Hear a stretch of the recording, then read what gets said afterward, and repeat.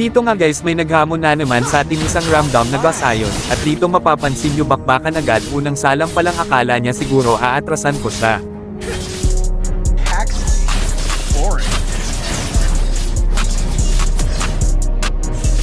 At dito sasadyain ko magpa-death nang sa gayon hindi siya mawala ng gana sa Mobile Legend hahaha.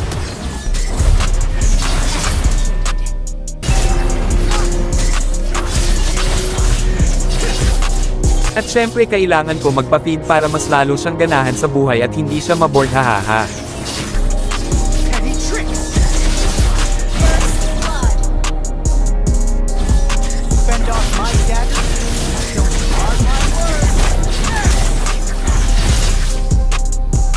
Angas ng ginawa niya dito tago damusinggat damutas pambobong durog malala ako.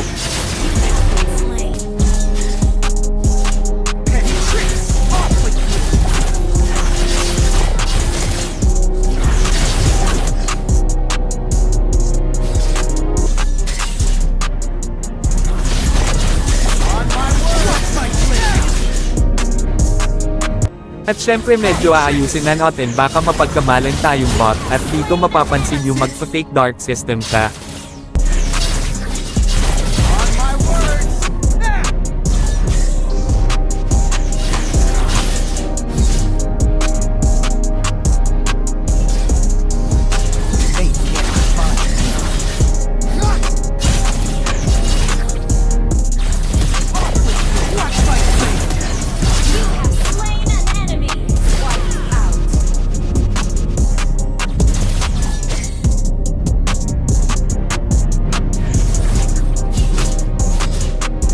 At dito ang lala ng mga nangyari para kaming tanga, magkombong, walang tamaan hahaha.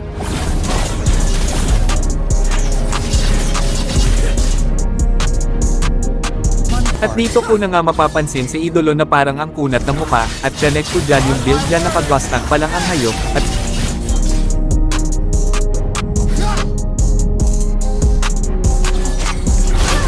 ayun nga anabangan ko siya dito parang kinikiliti, kulang yung buhay niya.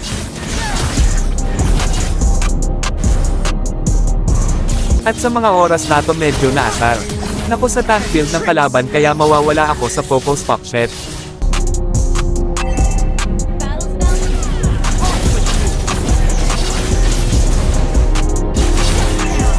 Angas ng pag-fake dodge niya sana dito, kaso naging runner siya hahaha.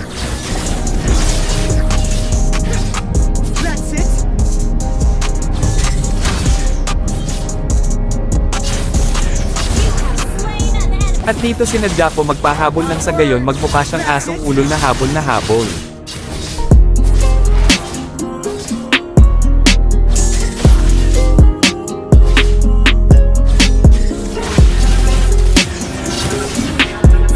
At ito na nga yung malalang matagal na normalin namin, at dito talagang diskartehan na lang talaga para makana. Kusya hahahahaha.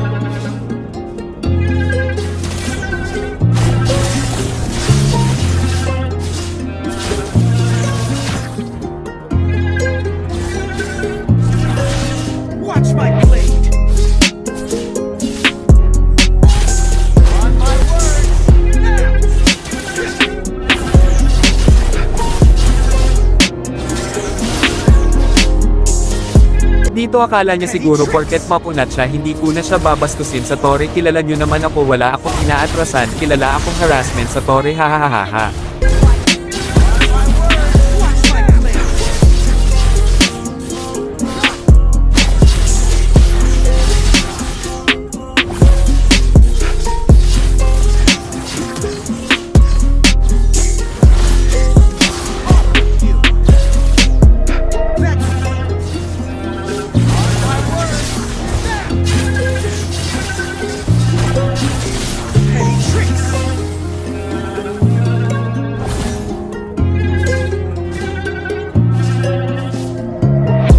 Dito nag-happy death na yung kalaban at sa mga oras na yan naawa ako sa kanya pero nagpakitang combo siya ng malupet mukhang kwet pero na-dodge ko at naiisip ko na dyan puro same score namin kailangan may lamamang kaya pinakitaan ko na ng malalang sugod hahaha.